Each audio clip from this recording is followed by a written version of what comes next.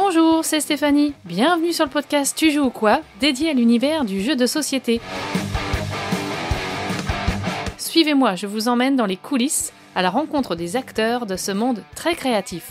Je suis cette semaine avec Tanguy Gréban, directeur éditorial chez Repos Productions, l'un des studios créatifs d'Asmodée.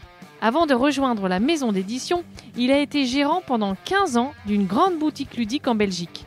Une expérience et une connaissance du marché qui lui sont encore profitables aujourd'hui. J'ai eu la chance de faire connaissance avec Tanguy lors du Sommet des Jeux, une semaine entre vacances ludiques et rencontres professionnelles qui se déroulait fin août à Valmeinier.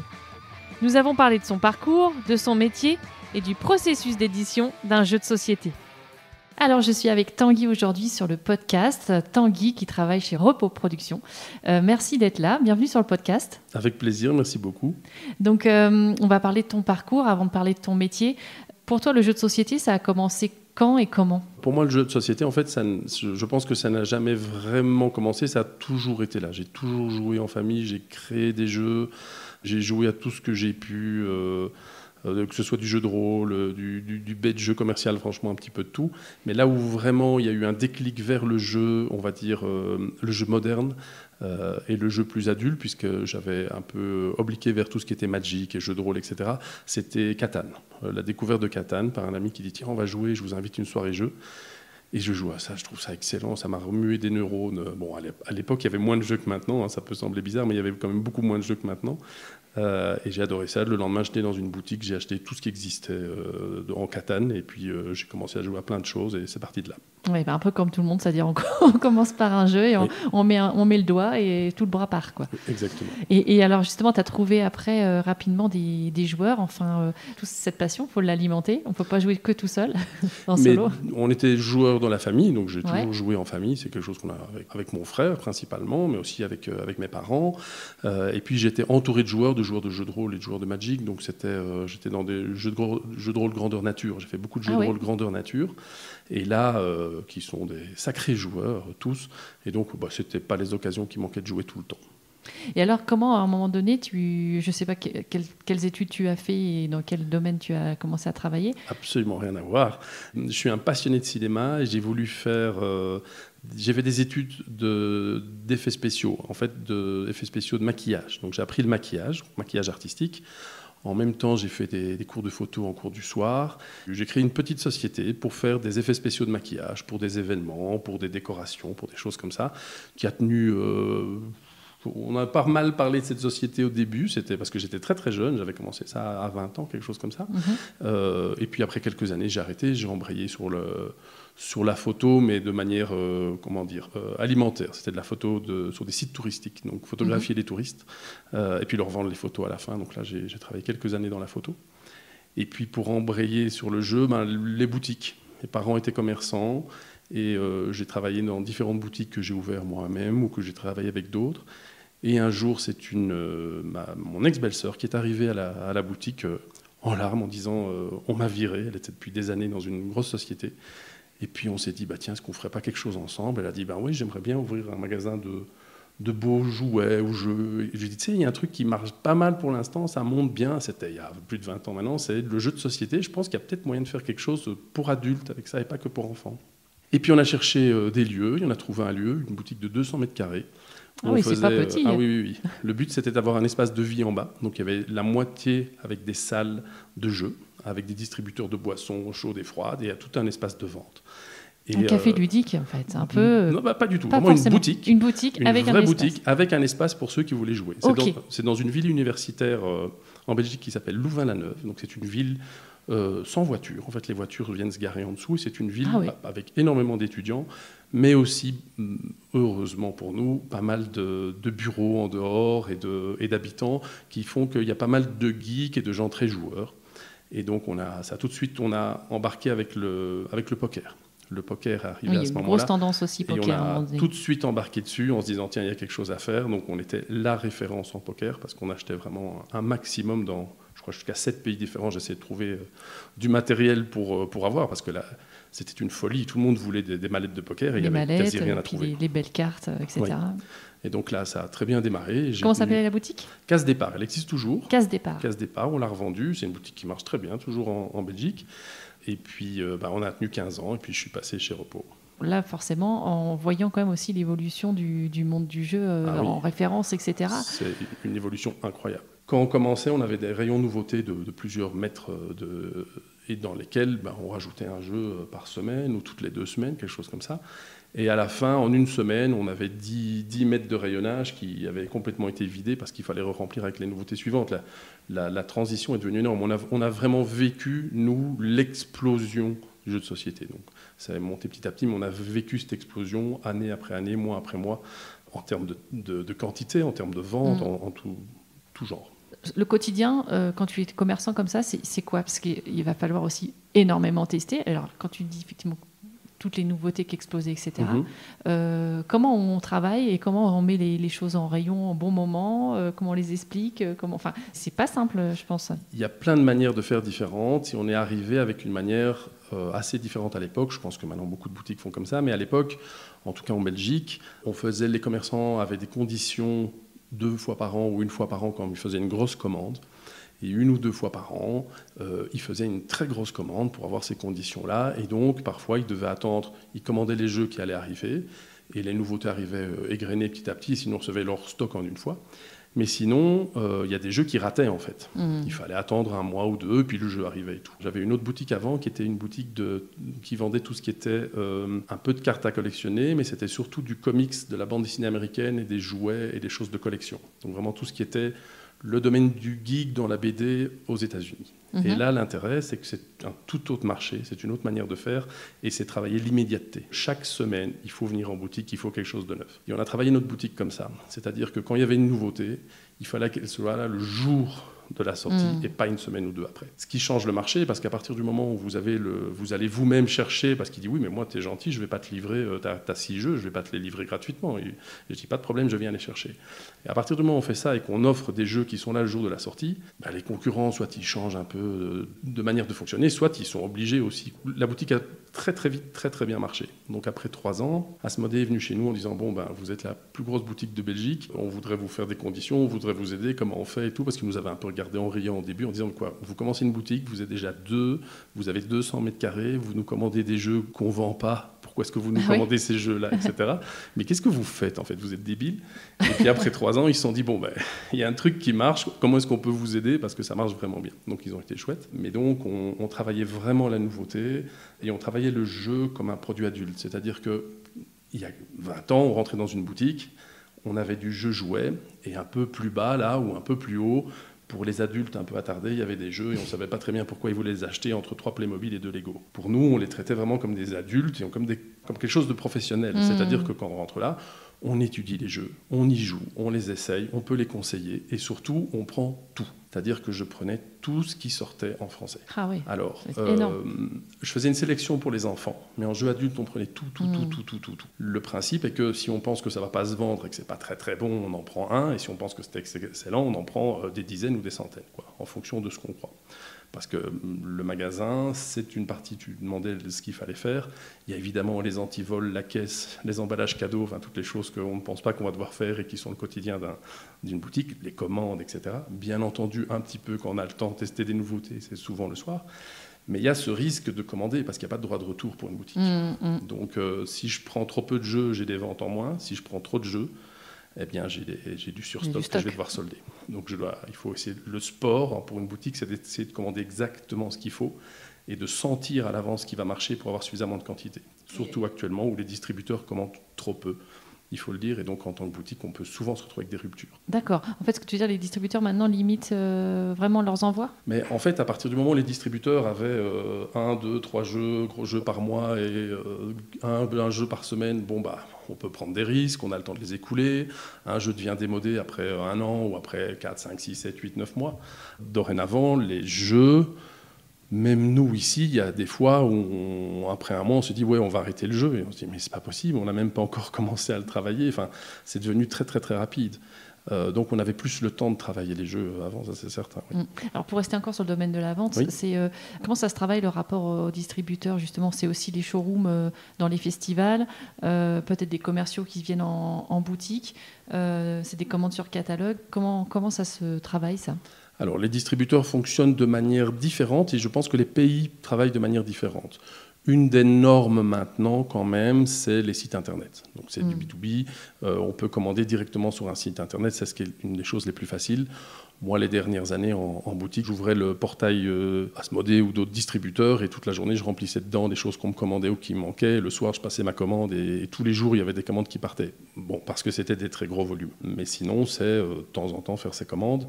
Ce qu'on faisait, nous, et ce qui a fait qu'on a vraiment décollé et que ça a vraiment été bien, c'est qu'on essaye d'avoir tout en avant, c'est-à-dire de savoir les choses avant même le distributeur.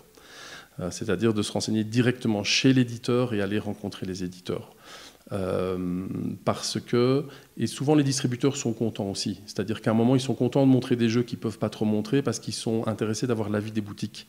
Parce qu'eux, ils doivent choisir, ils doivent commander des quantités très importantes, plus importantes que ce que prend une boutique. Et donc, s'ils sentent que les grosses boutiques sont chaudes et disent wow, « celui-là, il est vraiment attendu, cet auteur que tu ne connais pas, il est vraiment bien, on veut... », ils savent qu'ils vont devoir en prendre plus que si tout d'un coup, personne n'en veut. Et donc, les distributeurs souvent comptent sur nous. Et donc, à un moment aussi, quand à un certain niveau de boutique, ils vous montrent les jeux un peu en avance, en disant « qu'est-ce que tu en penses, tu crois que c'est bien, etc. » Et ce qu'on faisait à la fin, c'est qu'avec les vendeurs, on allait aussi, on se relayait, on allait à Essen et on essayait des choses en anglais. On essayait les jeux en anglais, c'est-à-dire qu'on savait qu'après ça, il y avait un certain temps avant qu'ils arrivent ici, ce qui nous permettait aussi d'aller chez le distributeur en disant « tiens, ce jeu-là, il est vraiment terrible, si jamais tu as l'occasion, nous, on est très intéressés, on en veut », ce qui influençait par rapport à ça. En fait, le but, c'était de gagner du temps par rapport aux concurrents ou quoi, en sachant exactement quand un jeu sort, ne pas perdre de temps. C'est-à-dire que quand un jeu sort, si vous en commandez 2-3 boîtes pour le tester, vous ne savez jamais le tester tout de suite parce que vous êtes débordé de boulot, et puis vous dites « ah, c'est bien, je vais en prendre pour les fêtes », il se peut qu'il n'y en ait plus de stock chez le distributeur. Si vous le savez à l'avance, quand on dit « j'ai rentré 50 boîtes », vous dites « j'ai pris les 50, je prends les 50 boîtes ou je prends les 100 boîtes », et comme ça, il y a eu des jeux où on était les seuls à l'avoir pour le territoire. Et puis c'est vrai qu'avec l'essor des boutiques en ligne, j'imagine qu'effectivement, quand le joueur vient à la boutique, il veut repartir avec son exemplaire et non pas... sinon, il dit bah, ça sert à rien de le commander, je vais le faire moi-même, quoi. Nous, on n'a pas fait de boutique en ligne et beaucoup de gens venaient en sachant que j'avais des clients français, tout qui venaient en sachant qu'il y a de tout en fait, parce qu'il y avait du bon jeu, du mauvais jeu. Bon, on prenait un peu de jeu en anglais aussi, mais il ne fallait pas exagérer parce qu'il faut quand même de la place. Surtout qu'on essaie d'avoir un catalogue de fond, c'est-à-dire que ne pas juste vendre la nouveauté et puis liquider. C'est-à-dire que si on veut chercher un jeu qui est sorti il y a 1 an, ce qui est une éternité, il y en a encore au moins un exemplaire et quand il est vendu, le lendemain, on en recommande un, quoi. Et alors, donc, comment s'est tournée cette page pour toi du commerce? Est-ce que c'est une autre opportunité ou est-ce que c'est une fatigue peut-être de travailler dans le milieu de la vente? Alors, c'est une opportunité qui est bien tombée parce qu'il y a aussi de la fatigue. J'en ai fait avant et donc le commerce, il faut faire très attention. Quand on fait du commerce, c'est de tenir sur la longueur. C'est-à-dire que c'est très facile d'ouvrir, de faire des soirées tout le temps, de se déplacer partout, etc. Mais à un moment, on s'use en fait. À un moment, on est complètement usé parce qu'on a besoin de se ressourcer. Et ça, je le savais en départ en commerçant aussi. Et donc, je faisais très attention à ne pas trop travailler. Et comme il y avait Enfin, on travaille beaucoup, mais comme j'avais une associée, ça nous permettait de prendre des petits jours de congé, par-ci, par-là, de savoir de ne pas mettre trop de pression avec ça. Et donc ça, c'était très agréable pour ça. Et ça permet de durer. Donc du coup, l'aventure, elle a duré combien de temps? L'aventure, elle a duré 15 ans. Pendant cette aventure, j'ai aussi, avec d'autres gens, participé à l'organisation de festivals. Et j'ai fait pour Repos Productions, pendant 3 ans, je pense, du sourcing. On est belges, on est amis, je les connaissais, en tout cas Cédric, un tout petit peu avant. On a lancé nos affaires en même temps, d'une certaine manière. Il a lancé Repos Productions et moi le magasin, mais on se connaissait un petit peu avant. Et on s'entendait bien, donc les premiers jeux qu'ils ont faits, ils venaient les démontrer au magasin, etc. J'ai fait du sourcing pour eux parce qu'une fois j'étais sur un festival, j'ai vu un jeu que je trouvais génial pour eux, je les ai appelés, je dis je pense que c'est pour vous. Et dans la foulée, on a testé, ils l'ont signé, ils ont dit c'est vraiment cool, en fait, tu nous as trouvé un truc chouette. Et donc après ça, ils ont pris l'habitude, moi et encore une autre personne, de nous engager pour faire du sourcing, de nous balader sur le salon, d'acheter ce qu'on pensait qui était bien, de tester. Et quand il y avait une sonnette d'alarme à tirer en disant attention, tout de suite, maintenant, on joue. Et alors, ils étaient prêts pour aller racheter les droits ou les choses comme ça, puisque Repos Production a une tradition. Le Time's Up, qui était un immense succès, était un jeu qui était localisé ailleurs. Ils ont fait ça aussi avec Just One, qui est un gros succès, qui était une autre édition. Donc, ils étaient prêts à pouvoir racheter un jeu s'il faut, pas juste localiser, mais racheter, le transformer. Et donc, j'avais fait du sourcing pour eux. Et pour resituer, c'était à quelle époque ? Il y a environ 8-9 ans, quelque chose comme ça. Les connaissances, j'ai toujours fait avec eux. Je servais de testeur pour leurs jeux, donc je me souviens des premières parties de Duel, les toutes premières parties des protos de Seven. Enfin, tous les jeux, je les ai testés en proto et tout. On se connaissait bien. J'ai fait le sourcing pour eux, puis j'ai fait un petit peu de consultance aussi. C'est-à-dire quand ils voulaient lancer des choses à destination des boutiques, de dire comment s'adresser aux boutiques. Est-ce qu'on fait 15 pages ou est-ce qu'il vaut mieux faire une page ? Quels sont les arguments à donner aux boutiques ? Qu'est-ce qui les intéresse et ce qui ne les intéresse pas ? Là, ton regard forcément professionnel les intéressait. De dire, moi, si vous me dites ça, j'ai pas le temps et ça m'intéresse pas, ou bien moi, ce que je veux savoir, c'est ça, mettez ça en avant. Donc voilà, c'était donner des conseils, et puis ils en faisaient ce qu'ils voulaient. Et à un moment, ils ont vendu leur affaire à Asmodée. Oui. Et avant ça, ils devaient trouver les personnes qui allaient les remplacer. Et ils savaient que la personne qui allait la remplacer à la direction de reproduction, c'est Thomas Vermeer, donc qui est une personne qui a été là depuis de nombreuses années, qui s'occupe de toute la direction financière, etc., qui connaît extrêmement bien tout ce domaine, tout ce qui est les impressions, les tirages, les droits, enfin vraiment qui maîtrise tout ça, qui est une personne très solide pour les aider, mais ils se disent, mais qui va s'occuper, puisque Thomas n'est pas joueur, de tout ce qui est la partie créative et va prendre la direction de l'équipe créative, on va dire service éditorial. Et alors, ils m'ont raconté comment ça s'est passé, c'est qu'ils se sont regardés, ils ont dit, moi j'ai quelqu'un en tête, l'autre dit, moi j'ai quelqu'un en tête, ils ont dit 1, 2, 3, on lâche, et c'était le même prénom, c'était moi. Et donc ils m'ont fait passer un test. Okay. Donc, ils m'ont dit, écoute, on pense à toi, et je dis, mais moi, non, je suis pas... Ça m'intéresse moyen, parce que je vous aime beaucoup, mais j'ai pas envie de travailler pour vous et tout, je sais, c'est difficile. Il dit, non, tu pourras faire ce que tu veux. Je dis, je préfère ce que je veux. Non, je pense pas, c'est votre boîte, donc non, je t'assure, on arrête. Et donc là, je n'étais pas au courant parce qu'ils devaient trouver avant de l'annoncer. Donc je n'étais pas du tout au courant que ça allait se passer. Donc un petit peu réfléchi. Puis j'ai dit oui parce que c'était une offre que je pouvais pas refuser. Et là, évidemment, il a fallu s'arranger avec mon associée qui a été géniale et qui a dit elle aussi, ça va, moi j'arrête la boutique aussi, on revend. Elle n'avait pas envie de continuer l'aventure toute seule et elle voulait passer à autre chose. Et ça tombait bien parce que c'est vrai qu'il y a quand même une certaine usure à un moment. Le commerce, c'est super, mais il y a quand même des moments un peu plus difficiles. Oui, j'imagine. Puis là, ça doit être assez compliqué, avec les crises, etc. Les gens adorent jouer, bien sûr, mais il y a une pléthore de jeux, on ne peut pas tout acheter. Et en plus, le budget global baisse. Est-ce que c'est compliqué encore aujourd'hui ? Non, c'est pas du tout compliqué. En tout cas, nous, la société a tout le temps monté. Je crois qu'il y a une année où on a eu moins 0,1%. C'était une année difficile, mais sinon, elle a toujours augmenté, en augmentation croissante. Et quand j'ai revendu avec Anouk la société, on a signé et été payé quelques mois avant le Covid. Donc tous les mois de Covid, je me dis, mais quelle chance j'ai, qu'est-ce que j'ai bien fait. Mais j'étais super anxieux et triste pour les repreneurs en disant, c'est pas possible. Et heureusement, ils ont super bien travaillé et ça a été des années incroyables où, comme beaucoup de gens dans le milieu du jeu, ils ont tout explosé. Donc ils ont tout explosé, ça les a beaucoup aidés, mais ils ont travaillé comme des fous parce qu'ils ont dû aller livrer. Enfin, c'était des journées complètement différentes et j'aurais pas aimé devoir aller toute la journée faire des livraisons et des choses comme eux ont fait, mais ils sont passionnés et ça s'est très très bien passé. Tant mieux. Et donc, alors voilà, donc dans l'aventure Repos Prod, donc juste avant le Covid ou après, pendant En plein pendant. En plein pendant. Ok. Donc tu deviens donc responsable éditorial. Oui. Repos Prod est racheté à ce moment-là par Asmodée, c'est en même temps. Oui. Et donc du coup, comment c'est structuré ? Thomas et Cédric sont partis. Tout à fait. Donc comment ça s'est restructuré et quelle est aujourd'hui ta mission ? Comment le studio est composé en fait ? D'accord. Ça fait beaucoup de questions. Oui, tu devras sans doute me les reposer un moment. D'une certaine manière, il a fallu tout remettre à zéro, c'est-à-dire se poser les questions avec l'équipe de management, puisqu'il y avait avant 2 patrons, les 2 patrons partaient, donc ça décapitait la direction de la société. Et on était, en manager, on était 4 au début, puis on était 3. Il fallait remettre les choses en place. C'est de se dire comment est-ce qu'on va faire, parce qu'on vient d'une équipe de passionnés, c'est les patrons, ici ils disent qu'on va à gauche, on va à gauche, ici ils disent qu'on va à droite, on va à droite, etc. Et donc c'est bien parce que ça leur a permis de faire d'enchaîner des succès qui ont duré comme peu d'autres entreprises en ont, d'avoir du Seven Wonders, du Just One, du Concept, du Time's Up, tout ça en parallèle. Il faut espérer que tous les éditeurs fassent un jour leur long runner, 1 ou 2, qui fait qu'on va pouvoir essayer d'autres choses, on va vouloir prendre des risques, ça va changer les manières de travailler, parce que ça change d'avoir des succès comme ça change la vie d'une entreprise. Mais ils en ont eu beaucoup. Et donc ça, c'était bien, mais c'était pas sûr qu'on allait pouvoir en refaire. Et ils y arrivaient surtout parce qu'ils pouvaient prendre des directions sans tenir compte de tout. Et le but, c'était de remettre en place une manière de fonctionner qui soit plus facile peut-être pour les équipes et surtout qui avance petit à petit et qui reprenne tout.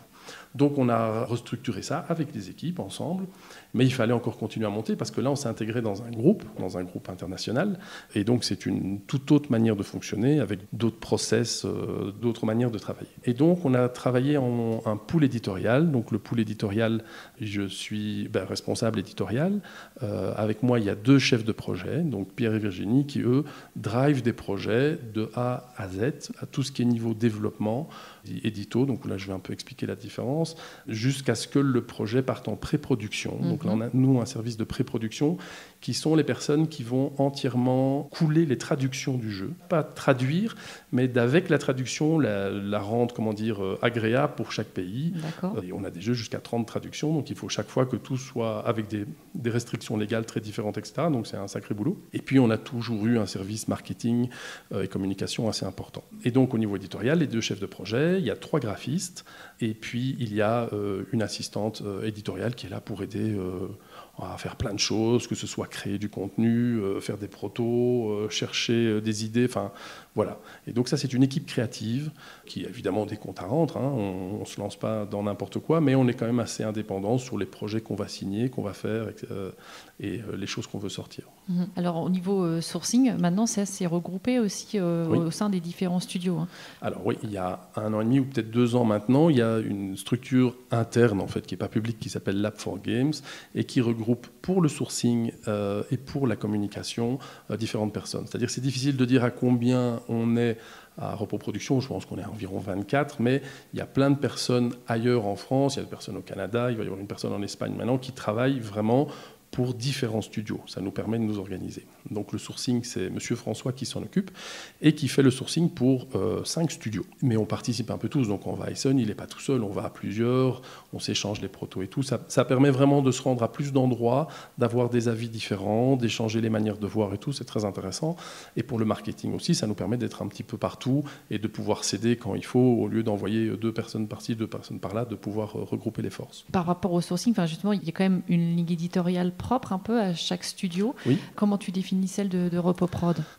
Bonne question. Alors, il y a une manière de définir la ligne éditoriale qu'on, je pense, ont tous les éditeurs, ça va être on cherche des bons jeux. Voilà, ça c'est toujours comme ça qu'on va dire. La deuxième, c'est qu'on n'a pas de ligne éditoriale, ce qui est une autre boutade. Et la troisième, c'est qu'on recherche souvent, en fait, très honnêtement, on recherche des coups de cœur. Voilà. Ça, c'est ce qu'on recherche. Et c'est parfois difficile de le dire aux auteurs, parce qu'on a des arguments et tout, mais à la base, la seule réponse qu'on ait, c'est on a un coup de cœur ou on n'a pas un coup de cœur. On ne fait pas un jeu parce que moi, ça m'arrive quand je vais faire du sourcing aux États-Unis ou quelque chose comme ça, de voir des jeux où commercialement on se dit ça va être des gros succès, mais se dire c'est juste pas pour nous, c'est juste pas. On va en vendre plein, mais c'est pas notre boulot de faire ça. J'ai pas un coup de cœur pour ça, etc. Mais on voit le succès potentiel. Donc il faut que ce soit un coup de cœur à la fois pour moi, mais à la fois aussi au niveau des chefs de projet, parce qu'ils vont porter le projet. Donc ils doivent avoir envie d'y passer 1 an, 2 ans, 3 ans dessus, d'aller en faire plein de démos, de l'essayer, de chercher. De travailler avec les auteurs, avec les illustrateurs, illustratrices, etc. Donc il faut que ce soit porté par l'équipe et qu'on sente un engouement. Donc quand un jeu est choisi, il a été en fait validé par toute l'équipe? Alors maintenant, c'est un peu plus long que ça. C'est que non seulement il a été validé par l'équipe, c'est souvent moi, les chefs de projet, et puis maintenant, on rajoute Lab for Games. C'est-à-dire qu'on fait tourner le projet et on s'assure aussi qu'on n'est pas les seuls à avoir eu un coup de cœur. C'est-à-dire que si des gens à des œuvres on dit « ouais, il est vraiment cool » et qu'Ali Bellu dise « ah, il est vraiment chouette ce jeu », c'est pas pour ça que ça va être chez l'un ou chez l'autre, mais on est plus rassuré de savoir que d'autres grands professionnels se disent « ouais, ce jeu, il vaut vraiment la peine ». Oui, ça valide d'autant plus. Oui. Sur combien de jeux en même temps vous travaillez à Repos Prod du coup? Parce que donc, 2 chargés de projet, ça représente combien de projets qui sont menés en même temps? Ça dépend un petit peu des fois, mais ça peut aller jusqu'à 15 projets en même temps. Alors je m'explique. C'est-à-dire qu'ils sont tous à des étapes différentes. Et on travaille d'une manière qui est ce que j'appelle le renvoi de patates chaudes. Je n'aime pas qu'on travaille sur un projet, et puis après, on laisse tout pourrir sur une étagère, et puis on se met au suivant, etc. etc. C'est-à-dire qu'ils travaillent à la fois, chacun, par exemple, sur 7 projets différents. Ce qui veut dire qu'il y a un projet qu'ils sont en train de finir, de boucler, et celui-là, évidemment, il est prioritaire, et c'est souvent le dernier mois ou les 2 derniers mois dans lequel on va faire du renvoi de patates chaudes, je vais y venir, mais ils vont être vraiment plus sur un projet, en tout cas s'il y a du retard ou quelque chose comme ça. Mais sinon, le but, c'est qu'un auteur nous envoie un proto, on ne va pas attendre 2 semaines, on va y jouer, on va faire des retours, et puis comme ça, on renvoie la patate chaude à l'auteur en disant, voilà, on a testé, on a fait X parties, on pense que ceci, cela, qu'est-ce que vous en pensez et tout. Et hop, ça nous a mis X heures, on passe à l'autre projet qu'on a reçu, on fait ça, on renvoie. De même avec un illustrateur. Si on a vraiment énormément de travail, on va quand même prendre le temps qu'il faut pour lui répondre le jour même sur ces illustrations en disant c'est parfait, on peut passer à la suivante, ou bien il faudrait faire ça ou faire la réunion, et puis on passe à la suite. Parce que ça prend du temps, mais ça permet d'avoir jamais aucun projet bloqué, et ça laisse une énergie en fait. Le problème dans des projets au long cours comme ça, projets à la fois artistiques et à la fois industriels, c'est un moment de se lasser et de se dire oh là là, ça fait longtemps qu'on l'a plus sorti, on n'est plus trop dedans, je sais pas, ah bon, oui. Oui, les projets qui traînent, forcément, au bout d'un moment. Et donc, ils ne doivent pas traîner. Et si à un moment, vraiment, on n'a pas envie, alors qu'on est dans l'énergie, c'est qu'il ne faut pas le faire, tout simplement, et qu'il faut l'arrêter. Mais donc, on n'essaye pas de remettre au lendemain. On fait les choses, on s'interrompt donc souvent. C'est une manière de travailler où il faut s'habituer, mais très souvent, les graphistes travaillent sur quelque chose, puis ils disent hop, tu arrêtes tout de suite, maintenant on va travailler là-dessus pendant 1 jour ou 2 heures et tout, et puis on repasse là-dessus, etc. Et ça permet aussi aux équipes de graphistes, puisqu'on fait tout le graphisme en interne, de toujours ils sont toujours idéalement sur 2-3 projets en même temps. Pourquoi ? Parce que, disons qu'ils viennent de faire une règle de jeu, eh bien, s'ils doivent attendre qu'on ait tous lu la règle, ça ne va pas le faire. Donc les règles sont envoyées, les gens ils ont autant de temps pour les lire. Pendant ce temps-là, ils travaillent sur le 2e jeu.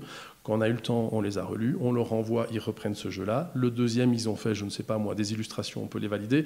Et donc on travaille toujours, jamais un projet à la fois, mais tous les projets ensemble. Ce qui est assez rafraîchissant, ce qui permet toujours de se sortir le projet de la tête et de le redécouvrir d'une certaine manière, puis de ne pas avoir de lassitude en fait. C'est vrai que si on a trop le nez dedans, j'imagine qu'au bout d'un moment, ça va être compliqué aussi on pas le recul, quoi. Tout à fait. Le faire tester, le faire relire, et tout à l'extérieur est très très important. Je pense que c'est un gros problème, c'est le vase clos. C'est un gros problème. Moi, j'ai appris ça de Repos Production, où ils avaient l'habitude, très souvent, le nombre de fois où j'étais invité là-bas, plein de gens sont amis avec Cédric, Thomas et tout, parce qu'on était invités tout le temps à manger chez eux, et c'est une habitude qu'ils avaient chez eux. On invite des gens, on prend des pizzas, on passe une bonne soirée, on leur fait tester tous nos jeux, et on prend les retours. Et ils faisaient ça avec plein de gens différents. Ils faisaient ça en festival, etc. Ce qui permet d'avoir toute une gamme, tout un panel d'avis complètement différents, et de voir à terme que ça plaît pas, ou ça plaît vraiment beaucoup, ça plaît vraiment beaucoup. Et alors justement, les phases de test de proto, ça vous les faites comment justement ? Parce qu'en festival, on voit parfois des auteurs qui peuvent faire tester des protos, mais des éditeurs peut-être un peu moins. Oui, enfin, qui est une erreur, je pense. Ouais. Nous, c'est vraiment important. Pendant le Covid, on a souffert de ça, de ne pas pouvoir le faire. Donc, on essaye de le faire en festival. À mon goût, on ne le fait pas assez, mais on a des moments qu'on ne rate pas. Par exemple, c'est à Ludinor. Okay. À Ludinor, on prend tous nos protos, même des choses secrètes.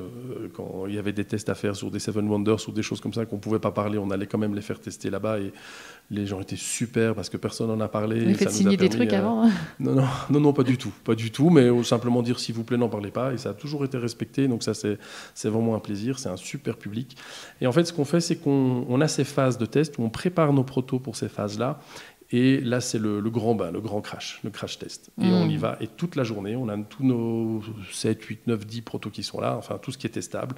On reste à table et c'est souvent, on passe d'une boîte à l'autre. Donc les gens sont assis. Maintenant, ils ont l'habitude, ça fait quelques années. Donc il y en a qui viennent, ils s'asseyent et on leur fait tout le line-up. Ils testent. Et alors parfois, il y en a qui retestent parce qu'ils ont changé l'année suivante ou quoi que ce soit. Et donc ils se le refont et tout. Et donc ça, c'est vraiment, vraiment bien parce que on a testé entre nous, on a fait tester à d'autres gens, on est plein de certitudes, on dit ça marche. Et parfois, en une partie, on voit la réaction du public, on se regarde et on dit c'est foutu. On prend la boîte, on la met dans un sac et on sait qu'on n'y joue plus pour le week-end parce que ça sert à rien. Et là, c'est la déprime. Non, c'est pas la déprime parce que ça fait partie du boulot. Ou alors on change. On a des petits bouts de papier, on a du papier collant, on a tout ce qu'il faut. On se regarde, ok, il faut faire un +2 sur cette carte-là. Ouais, je pense qu'on va tester ça. Et puis le chef de projet vient chez moi, il me dit, bon, je pense qu'ici, il faut arrêter ça, cette règle marche pas, on essaye ça. Ok, j'essaye ça la partie suivante. Et le soir au restaurant, on recommence, on refait le monde, on change, on évolue et on se dit, ok, on va essayer autrement. Et on revient là avec plein de tests, avec beaucoup d'apprentissage. Et souvent, ce qu'on fait, c'est qu'un mois ou deux après, on fait encore un autre festival. Alors, on en fait en Belgique. Il y a Troll et Légendes ou d'autres. Et alors là, ça nous permet de refaire les mêmes tests avec de nouveau un bain très large. Donc ça, c'est vraiment bien de faire ça. C'est précieux, quoi. Ah, c'est le plus précieux, en fait. Parce que quand on le fait pas pour les avis. Donc, on ne demande pas qu'est-ce que vous en pensez. On remplit des fiches et tout, pas du tout. Je pense qu'avec l'habitude, on voit très bien si les gens s'ennuient ou passent un bon moment. On voit très bien ce qui ne marche pas. Après, si ça 3 coince, fois, il y a des choses qui si coincent. 3 fois, on vous pose au bout d'une journée, si 30 fois une question vous a été posée, il n'y a pas, voilà, la règle elle ne marche pas, ou la règle elle est compliquée, ou il faut trouver un système ergonomique pour que les gens ne posent plus la question. Quoi. Il y a plein de choses qu'on peut faire avec des professionnels en une partie et qu'on peut apprendre, mais il n'y a rien à faire. Si on enchaîne 10, 20, 30, 40 parties avec du public lambda, ça apprend plein de choses. Donc toi, ta mission principale, c'est effectivement coordonner tout ce monde-là, donc le management, mais aussi les plannings, parce que les plannings, ça doit être quand même... Si tu travailles sur 14 projets en même temps, ça doit être assez costaud. Le planning, il est simple parce que quand on signe le jeu, je le mets dans le planning. D'accord. Je me dis, tiens, il va y avoir autant de temps. De toute façon, on essaye de ne pas changer le planning parce que je trouve ça très important. Je plains les auteurs où le jeu est postposé tout le temps et puis ça fait 1 an, 2 ans, 3 ans, on ne sait pas, oui, mais on va re-signer une option, oui, mais on est reparti pour 1 an. Je trouve ça l'horreur, c'est pas gai pour nous, c'est pas chouette au niveau de l'énergie. Donc quand le jeu est signé, on le met dans le planning. Souvent le planning, pour l'année en cours, il est complètement plein. On a fini les jeux, l'année suivante, on a fini la grande partie des jeux et c'est pour 2 ans après, quelque chose comme ça. Donc on le met dans le planning. On le met en fonction de quand il doit sortir. Il y a des jeux qui sont taillés pour du SN, c'est-à-dire le Seven Wonders Duel Lord of the Rings, c'est pas son nom, enfin ce sera plus facile à comprendre comme ça. C'est un jeu qui peut sortir à Essen. Il va pas être étouffé par les autres. C'est un jeu normalement, il va y avoir des gens qui vont vouloir en acheter des boîtes. Donc si vous sortez un petit jeu indépendant, quoi que ce soit, vaut mieux pas le sortir à Essen. Sauf si vous voulez juste vendre vos boîtes sur place, mais parce qu'il va se faire noyer par tout le reste. Ou par exemple quand on a des auteurs français qui sont sympas et tout, autant aller à Cannes et pouvoir faire des dédicaces. Et voilà, donc on choisit un peu la bonne période pour le sortir. Donc tu parles finalement de la date potentielle de sortie. C'est ça, la date potentielle de sortie. Tu fais le rétroplanning. Et puis on fait un rétroplanning. Le rétroplanning précis doit être fait avec des usines. En fait, idéalement, ce qu'on doit faire, c'est qu'on essaye de finir un jeu 1 an à l'avance. C'est-à-dire que mon équipe, 1 an à l'avance, toutes les illustrations sont faites, toutes les règles en français et en anglais sont faites, tout est impeccable, il n'y a plus rien à changer. Le jeu passe en pré-production. Ça, c'est l'idéal. Ce qu'on fait actuellement, c'est 8 mois. Donc d'office, 8 mois, on ne descend pas en dessous de 8 mois. Il peut y avoir des exceptions, mais c'est très rare. Mais 8 mois, c'est ce qu'il faut. Donc c'est pour se laisser la marge de manœuvre pour la production ? C'est pour laisser toutes les autres équipes travailler comme il faut. Parce qu'on c'est vraiment un travail d'équipe. Quand on est un petit studio, si on fait souffrir la personne suivante qui est soi-même, c'est pas très grave. Mais quand on travaille en équipe et que la suivante a moins de temps pour bien faire son boulot, ça va pas. Donc on se met d'accord et on dit, moi j'ai besoin d'autant de temps pour avoir les avis des distributeurs.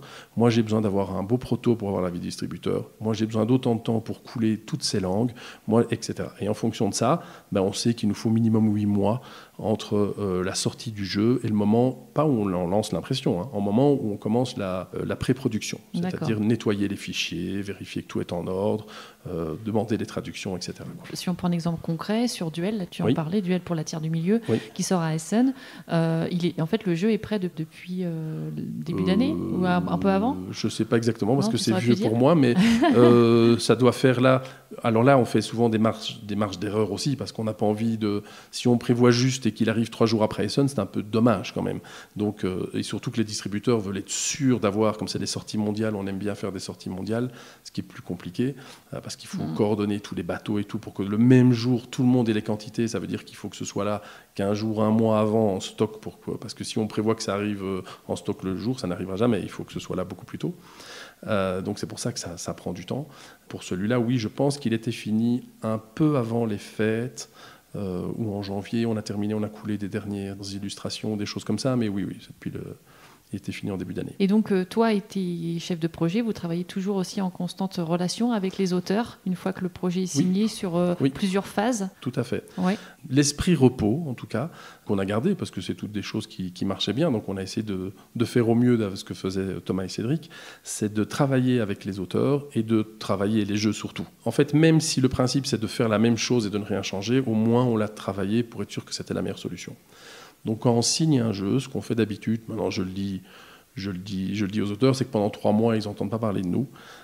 Pendant 3 mois, on fait les choses que les auteurs détestent, c'est-à-dire qu'on chipote le jeu, on teste des choses et tout.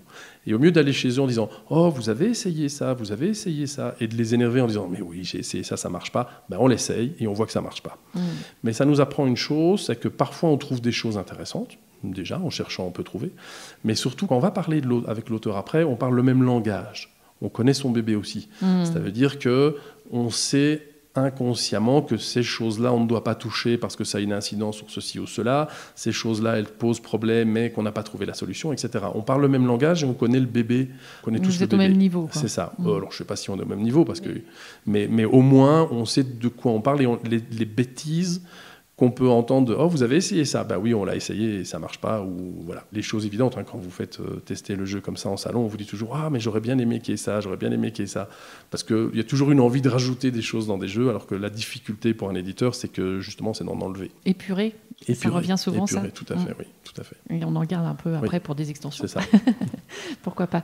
Et les auteurs, justement, aussi, sont intégrés au process après de, peut-être pas le choix de l'illustrateur, mais au moins les esquisses. Enfin, je ne sais pas, est-ce que ce travail-là, il est aussi mené... C'est difficile parce que tous les auteurs et autrices sont différents, déjà. Et puis, je crois dans le coupage de cordon. Je pense qu'à un moment, il faut couper le cordon. On le voit par exemple en cinéma, vous avez des grands réalisateurs à qui à un moment on ne refuse plus rien, ils font ce qu'ils veulent, et c'est pas là qu'ils ont fait leur meilleur film.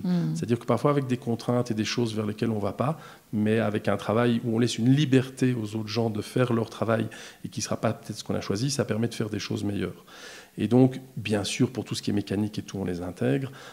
Bien sûr qu'ils relisent les règles, bien sûr qu'on leur montre à l'avance, et on n'a jamais été à l'encontre. Donc si quelqu'un nous dit oui, même ça je signe pas le jeu, on peut le faire mais je mets un pseudo, on le fera pas, on fait tout simplement pas le jeu. S'il me dit ah mais non, moi je déteste ce genre d'illustration, on va pas dire c'est nous les éditeurs on choisit, jamais, on le fera pas, c'est tout. De toute façon, je me dis que si ça plaît pas à l'auteur, ça plaira pas à plein de monde. Donc il faut l'embarquer, il faut qu'il ait envie, qu'il aime le bébé aussi, parce que c'est son bébé à la base. Donc je pense que c'est important, mais on se fait pas des réunions tous les 2 jours en disant tiens, comment est-ce qu'on va faire ça. C'est pas un travail d'équipe avec l'auteur, c'est un travail d'équipe d'un éditeur qui rend des comptes ou qui montre son travail et qui est très soucieux d'avoir des avis. Donc ça veut dire que s'il y a des choses qui ne vont pas, on doit les améliorer. Et parfois, on doit montrer qu'on pense que c'est mieux. Et puis parfois, en gros, à chaque fois où il y avait un conflit, quand je dis un conflit, on ne se tape pas dessus, mais où on n'était pas d'accord avec un auteur, moi, la solution, c'est toujours c'est qu'on n'a pas encore trouvé ce qu'il faut. C'est tout. Si dans 5 personnes, il y en a 2 qui trouvent que c'est pas bien, ça veut dire que dans 5000 personnes, il y en a 2000 qui trouveront que c'est pas bien. Donc il faut trouver une solution qui plaira au plus de monde, en sachant qu'on ne peut pas plaire à tout le monde, ça c'est une évidence. Bien sûr, c'est un partenariat et un lien de confiance. C'est ça, oui, tout à fait. Alors est-ce qu'on peut parler un petit peu quand même des choses qui arrivent bientôt ? Oui, alors ce qui arrive là tout bientôt, c'est Fairy Rink. C'est un coup de cœur, c'est un des premiers jeux qui nous est arrivé par un agent, enfin non, c'est le 2e avec The Number. Et donc c'est un jeu dans lequel on n'a pas travaillé directement avec les auteurs, mais avec leur argent. Ah, il y a des agents d'auteurs maintenant ? Oui, tout à fait. Ah, je ne savais pas. Tout à fait. D'accord. Qui est ici d'ailleurs, Gaëtan Bojano. Et il y en a plusieurs, il y en a dans plusieurs pays. Il y a soit des agents, soit carrément des agences. En fait, c'est très intéressant pour certains auteurs parce qu'ils vont avoir un pourcentage de leur droit d'auteur qui va partir pour l'agent, mais l'agent est la personne qui va les représenter, qui, dans le cas ici de Forge Next, donc, qui est une agence d'auteurs, ils vont travailler le jeu, ils vont faire des retours, c'est à lui qu'on va écrire, qui va chercher des solutions, il va les aider pour les contrats, si jamais il y a des éditeurs qui ne payent pas, il va aller chercher l'argent, il va faire les procès, etc., etc. Donc c'est vraiment tout un service. Et puis il y a des gens qui, tout le monde ne peut pas vivre en tant qu'auteur de ça, il y a des gens qui ont un métier qui est très prenant, qui créent des jeux, qui aiment bien ça, mais qui ont autre chose à faire que d'aller à des festivals ou qui n'aiment pas tout simplement aller à des festivals partout dans le monde pour vendre leurs jeux. Tandis qu'ici, c'est un agent qui se rend partout dans le monde pour présenter des jeux et pour représenter des auteurs. Donc c'est un avantage. Bon, merci pour ces précisions. Pas de problème. On en apprend tous les jours. Donc on revient à Fairy Ring. Oui. Alors tu peux pitcher le jeu ? L'effet waouh, que j'ai trouvé l'effet waouh, c'est qu'on nous explique le jeu et on nous explique qu'on va construire un village. Le village va être des bâtiments féeriques qui sont en fait des champignons qui vont pousser, qu'on va faire pousser un peu partout et qui attrapent des points différents, etc., etc. Et on a un petit pion. Et la carte qui participe à la construction de nos bâtiments, dessus, il y a aussi un déplacement. Et ce déplacement se fait dans notre village et puis dans le village des autres. C'est-à-dire que c'est vraiment un cercle de fées où notre pion va se déplacer chez nous, chez les autres, et puis de nouveau chez nous, etc. Et tous les pions vont tourner les uns autour des autres. L'intérêt, c'est que on ne construit pas juste quelque chose pour soi, mais on construit quelque chose qui va être utilisé par les autres et on va utiliser ce qui est chez les autres. Et le deuxième effet, qui est une interaction positive, est une interaction que quand on tombe chez quelqu'un, comme au Monopoly, il va gagner quelque chose parce qu'on tombe chez lui, mais si moi j'ai le même bâtiment chez moi, donc par exemple je tombe sur un bâtiment qu'on appelle le luminarium et que j'ai un luminarium chez moi, lui il va gagner ce qu'il gagne avec son luminarium, mais moi je vais gagner ce que je gagne avec le mien. Et l'intérêt, c'est de tomber sur des petits bâtiments des autres, avoir les mêmes chez vous en grand, comme ça lui rapporte un peu, mais vous, ça vous rapporte beaucoup. Et alors évidemment, il y a les questions de est-ce que je construis un village très large, où on tombe beaucoup chez moi, mais qui ne me rapporte pas grand-chose, ou un village très haut, mais pas très large, c'est-à-dire qu'on tombera peu, mais quand on tombe, ça me rapportera beaucoup. Et donc voilà, il y a tous ces calculs-là qui font que le jeu... ce qui nous a bien plu, c'est qu'on a tout de suite eu, quand on l'a vu, quand on l'a fait tester, des retours vraiment, vraiment enthousiastes. Donc c'est la première fois qu'on avait un jeu où l'année suivante, les gens revenaient en disant « mais il n'est pas en boutique ». Ben non, on le fait encore tester. Ah, mais les gens faisaient la file pour le retester l'année suivante, le prototype. Donc c'est rare d'avoir ça, où parfois les gens disent « ouais, j'ai déjà testé, je veux tester autre chose ». Là, non, je veux refaire une partie du jeu. Bon. Exactement, donc ça sent assez bon. On a pris un parti pris qui est celui des champignons, des fées, qui n'est pas évidemment le plus facile, mais on voulait quelque chose de magique et on voulait travailler avec Maud Chalmel aussi, qui a rendu ça magique. C'est vraiment un plaisir de travailler avec elle. Donc voilà, c'est un petit coup de cœur et on aime bien. C'est un jeu quand même, une manière de jouer un petit peu différente parce que c'est vraiment de l'interaction positive. Et alors ça sort quand ? Il sort en fin septembre. Je ne suis pas très au courant des dates, mais il sort fin septembre. D'accord, donc maintenant ça arrive vite pour ceux Oui, c'est bientôt. Qu'est-ce qu'on a d'autre ? Duel pour la Terre du Milieu, on l'a évoqué un petit peu. Oui, Duel pour la Terre du Milieu, Antoine Boza, Bruno Catala, illustré par Vincent Dutray. Sacrée équipe, là, les trois. Oui, quand on avait les deux, on s'est dit, bon, allez, il faut y aller, là. Il faut Hollywood jusqu'au bout, il faut qu'on travaille avec Vincent. Moi, qui est un illustrateur que j'adore, c'est un rêve de pouvoir travailler avec lui sur un projet. Et puis, il m'a dit, c'est super. Il est archi fan du Seigneur des Anneaux. Et surtout, d'illustrateurs qui ont illustré le Seigneur des Anneaux avant. C'est vraiment des gens qui l'ont inspiré. Donc, pour lui, c'est un projet. Quand c'était terminé, il m'a dit, écoute, si vous en avez d'autres Seigneur des Anneaux, je suis partant. J'en ai pas eu assez, là. Et ça, par exemple, quand justement, on veut vraiment un illustrateur en particulier et qu'il n'est pas dispo, comment ça se passe ? Est-ce que le projet est mis un peu de côté en se disant on attend parce que vraiment on veut celui-là ou tant pis on cherche autrement ? Comment ça peut faire évoluer les calendriers ? Pour moi, l'intérêt de travailler bien à l'avance et de terminer tout bien à l'avance, c'est qu'on évite un petit peu le problème des illustrateurs et illustratrices qui ne sont pas disponibles. Parce qu'on est suffisamment à l'avance et on dit « Hello, j'ai signé un jeu qui sort dans 2 ans, il doit être fini dans 1 an, est-ce que tu as un peu de temps dans son... » On n'est pas dans cette urgence de « ça sort à Cannes cette année et il faut qu'il soit fait. À Essen cette année, on est en début d'année, il faut qu'il soit fait. » Alors on a toujours des problèmes.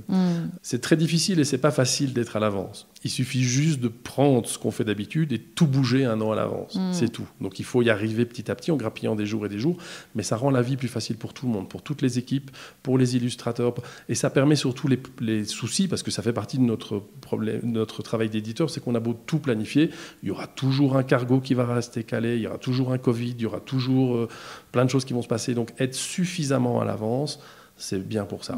On essaierait, nous, d'être encore plus à l'avance. On voudrait vraiment terminer les jeux 1 an à l'avance. C'est notre idéal d'entreprise, c'est terminer les jeux 1 an à l'avance. Mais on s'est rendu compte qu'il y a un problème, alors c'est qu'on doit les signer plus tôt et que les auteurs parfois disent bah oui mais moi j'aimerais bien qu'ils sortent l'année prochaine, j'ai mes droits d'auteur, etc. Alors que mais ceux avec qui on a travaillé se rendent compte que c'est pour du bien parce qu'ils voient qu'après toute la machine a pu se mettre en marche.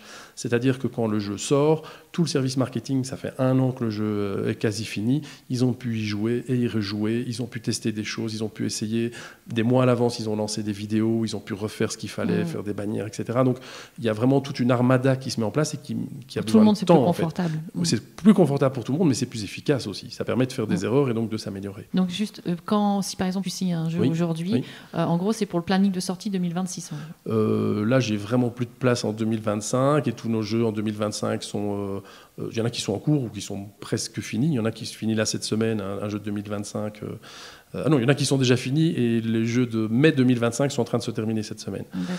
Donc là, c'est du 2026, oui, c'est ça. D'accord. Alors, on a quoi encore prochainement? Il y a 2 jeux de plus, là? Oui, alors j'ai apporté le For a Crown. For a Crown, c'est un jeu qui sort en janvier 2025. On va essayer une sortie en janvier, parce que je me souviens qu'en boutique, il n'y avait rien en janvier. C'était des bonnes ventes, parce qu'il y avait des étrennes, il y avait les échanges de cadeaux qu'on avait et tout. Donc en janvier, c'était toujours une très bonne année. C'était souvent la meilleure année après décembre. Et donc je me suis dit, il n'y a rien qui sort en janvier. En tant que boutique, c'était la cata. Bon, il y avait les soldes, mais donc il n'y avait rien d'autre. Et les rayons nouveautés, il n'y a rien à présenter. Donc je me suis dit, tiens, on va essayer cette année de sortir un jeu en janvier, et qui sera donc en boutique en janvier et présenté à Cannes. Donc, en février, il est à Cannes. Lui, c'est For a Crown. C'est le jeu classique qu'un auteur vient vous voir. Ça arrive tout le temps en disant, mais c'est pas pour vous, ça va pas le faire, mais bon, on a 5 minutes, on s'entend bien, allez, on va y jouer une partie, puis on a eu un coup de cœur. Et surtout que c'est un jeu, quand Maxime Rambourg nous l'a fait tester, il a dit, nous on a adoré, il a dit mais oui, mais il y a plein de gens d'éditeurs qui me disent c'est super, mais c'est pas dans l'air du temps, c'est pas pour nous, parce que c'est un jeu d'agression. Quand on dit d'agression, c'est un jeu de sale coup, quoi. On va vraiment se faire des coups bas tout le temps. Et c'est le but du jeu, en fait, on n'a pas le choix. Dans l'autre jeu, il fallait survivre, ici il faut essayer de tenir le coup, et on a vraiment aimé ça bien. Et ça illustre le fait que ce qui est difficile dans notre boulot aussi, c'est pas simplement de signer des choses qui vont marcher, mais c'est signer des choses qui vont marcher dans 2 ou 3 ans. Oui, c'est ça. Donc, c'est de sentir un petit peu le vent. Voilà. Donc, quand il y avait des jeux de Polymino et que c'était tendance et que on nous montrait des jeux de Polymino, ça sert à rien, parce que je me dis 2 ans après, plus personne ne voudra de jeux de Polymino. Peut-être que si, mais bon. Donc là, par exemple, on peut prendre l'exemple tout de suite sur les jeux de pli, peut-être. Les jeux de pli, on nous montre tout le temps, on nous montre des jeux de pli. Oui, mais c'est un jeu de pli avec un twist. Et j'ai vu des trucs extraordinaires. Mais je ne vais juste pas m'y risquer, on ne va pas s'y risquer, parce que le nombre qu'on a vu, donc qui vont sortir, avec des éditeurs qui peuvent travailler plus vite ou qui vont le sortir dans l'année ou quoi que ce soit, parce que des petits jeux de cartes, ça peut être beaucoup plus rapide, mais en fait, on sortira le énième jeu de pli. Donc, il faut que ce soit totalement hallucinant, de génial, pour être signé en se disant, OK, ça tue le jeu de pli, mais sinon, ça ne vaut pas la peine, il faut voir ce qui va. Et là, comme il y avait pas mal de jeux qui sont en interaction positive, comme on en sort nous, ou des jeux coopératifs, ou des jeux où on joue un peu chacun de son coin, on s'est dit, ça manque ou ça manquera des jeux où vraiment on peut se faire des sales coups, avoir du plaisir à essayer de survivre. Et voilà, donc on s'est fait plaisir avec For a Crown, on espère que ça marchera. Ok. Et alors le suivant, Mythicals, qui est lui un petit jeu à 2, qui sortira en avant-première à Cannes. On a aimé pour sa simplicité. C'est un peu comme un petit jeu asiatique où c'est extrêmement simple. Et plus on joue, plus on se rend compte de la finesse, en fait. C'est un jeu très très fin, on se rend compte que, ah oui, mais ça a beaucoup d'influence, etc. Donc on a aimé cette finesse, et on fait plaisir au niveau du jeu, avec les illustrations, avec tous les effets qu'on va mettre dedans et tout. Ça va être un beau petit produit, on va dire, mais un beau jeu. Alors, l'auteur de ces 2 jeux-là, c'est Alexis Allard et Joanne Dufour, et c'est illustré par Marina Coudray. Ok. Eh bien, écoute, pas mal de belles choses qui arrivent. Est-ce que tu aimes ton métier aujourd'hui ? Et qu'est-ce que tu aimes le plus ? J'aime beaucoup mon métier. Qu'est-ce que j'aime le plus ? Je pense que ce que j'aime le plus, c'est les gens. Dans jeu de société, il y a jeu, mais il y a surtout société. Et il y a le fait que, je dis ça parce qu'on enregistre ici au Sommet des Jeux, mais c'est beaucoup de personnes qui aiment partager, en fait. Ils aiment partager un moment, ils aiment partager un bon moment, ils aiment les interactions sociales, etc. Et donc, ce sont des gens que j'aime. J'aime avec ces gens-là. Et c'est ça que j'aime dans ce métier, c'est ça. Et puis, c'est un métier très créatif, en fait. Il y a le coup de stress organisationnel, etc. Mais c'est un métier très créatif, et on travaille avec des gens très créatifs, et c'est un plaisir tous les jours d'aller travailler avec l'équipe au bureau. C'est vraiment un plaisir, parce qu'ils apportent plein de choses, et le nombre de fois où je rentre chez moi en me disant, mais qu'est-ce qu'il a eu, il ou elle a eu une super idée aujourd'hui, ou a fait quelque chose d'incroyable et tout. Enfin, c'est vraiment un plaisir de voir les projets avancer comme ça, et puis parfois on en rate, même souvent on en rate, et de se dire, allez, le prochain on fera mieux, quoi.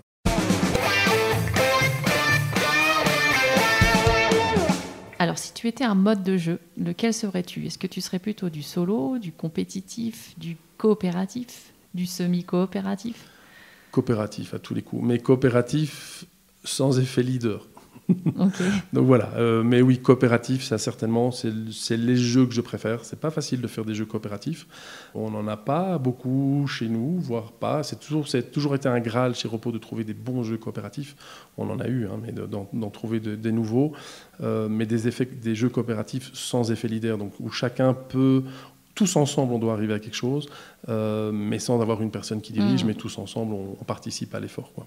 D'accord, donc ça c'est en recherche en tout cas. Ah oui, chez ça, vous. c'est certain. Mais c'est des années que tout le monde sait que Repos cherche des jeux coopératifs, des jeux par équipe. Voilà, ça, tous les auteurs le savent. Ok. Alors si tu étais une mécanique de jeu cette fois, laquelle serais-tu ? Alors, c'est des questions. Être, je ne sais pas, mais une mécanique que j'aime beaucoup, mais donc c'est peut-être ce que je suis aussi, c'est le côté point d'action.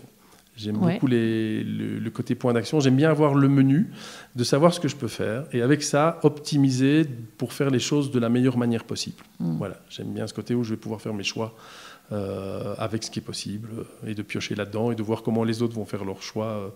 C'est pour ça que entre coopératif et point d'action, j'adore un jeu comme Pandémie ou Pandémie Legacy. Voilà, ça me correspond bien. Ok. Si tu étais maintenant un ou une illustrateur de jeu. C'est très difficile à dire. Non, je ne crois pas que je peux avoir une réponse pour ça, parce que j'aime vraiment, vraiment, vraiment la diversité, et j'aime la surprise graphique, en fait. J'aime avoir des nouveautés. Donc, j'ai toujours envie, on a toujours envie de travailler avec les mêmes illustrateurs et illustratrices, parce que c'est un plaisir de travailler avec eux, en tout cas pour une grande majorité. Et puis, d'un autre côté, il faut toujours se plier au jeu et essayer de proposer des choses nouvelles. Et je suis un grand, grand, grand fanat de BD et de cinéma, et je ne peux pas dire qu'il y a un réalisateur que je préfère ou un auteur de BD. C'est la multitude, j'aime la multitude, en fait. Ok, ça me va. Voilà. Maintenant, si tu avais quelqu'un à me proposer pour un prochain podcast, pour une prochaine interview, quelqu'un dans le monde ludique, alors qu'il soit auteur, illustrateur ou plutôt quelqu'un de l'ombre. Alors, ça manque pas les personnes merveilleuses à interviewer, mais là, on a parlé de quelqu'un et tu ne connaissais pas ce qui étaient les agents d'auteur, donc je te conseille Gaëtan Bojano, qui est l'auteur de concept, en fait, le co-auteur de concept, mais qui, entre autres choses, parce qu'il fait beaucoup d'autres choses, est un agent à travers la société qu'il a créée, qui s'appelle Forge Next, et c'est assez intéressant, ça, en tout cas, c'est vraiment agréable de travailler avec des professionnels comme ça qui représentent des auteurs. Voilà, je pense que c'est un bon conseil. Eh bien oui, je note. Merci beaucoup. Avec et plaisir. alors, je te propose de terminer le podcast par la phrase habituelle. Oui. Alors, avec Tanguy, tu joues quoi ? Et le tu joues quoi, on le dit ensemble. Avec Tanguy et au jeu de Repos Prod, tu joues quoi ? Merci d'avoir écouté cette interview jusqu'au bout. Si vous avez aimé ce nouvel épisode, laissez-moi un commentaire sur les réseaux sociaux. Ça fait toujours plaisir. Allez aussi faire un tour sur la chaîne YouTube Tu joues ou quoi ? David a récemment sorti une vidéo sur ses nombreuses expériences ludiques à Valménier. Dans le prochain épisode, j'aurai le plaisir d'accueillir Penelope Gaming, une créatrice de contenu indépendante et fière de l'être. Je vous donne rendez-vous dans 2 semaines.